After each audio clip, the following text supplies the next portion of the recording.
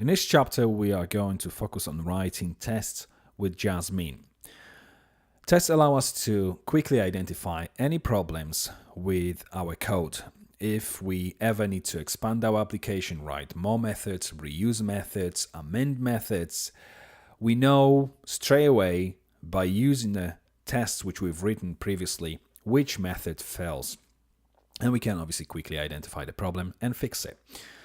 For small applications, it's not always necessary to have it, but I just wanted to show you how it works so that in the future, obviously, when you're working on other applications which involve JavaScript or Angular, obviously you can quickly write the test yourself using the Jasmine framework. So to start with, we are going to open our test folder and the specrunner.html. First thing we're going to do is to do some cleaning here. I don't like the fact that it's using actually HTML 4.01 traditional. We're going to change it to HTML5, so just doc type HTML. You don't have to change it. It's just my own preference. We also don't need the favicon here, so we can remove this one. We're going to keep the style sheet.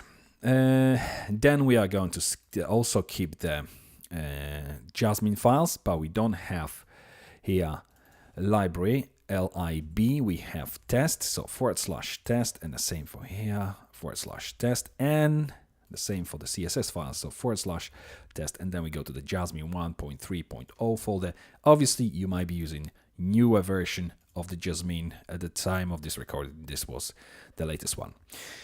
Okay, so this is our Jasmine. These are our Jasmine files. Then we are going to add, I'm just going to remove all this and keep just these two lines, but rather than source player, we're going to have JS angular.mean.js. The second file we're going to be using here is going to be JS Angular mocks.js, and if I create another line with this time it's going to be, rather than Angular mocks, it's going to be shoppinglist.js, and we also have another file which we'll create in just a moment, and this one will be inside of the test folder, and it will be called shoppinglist.js as well.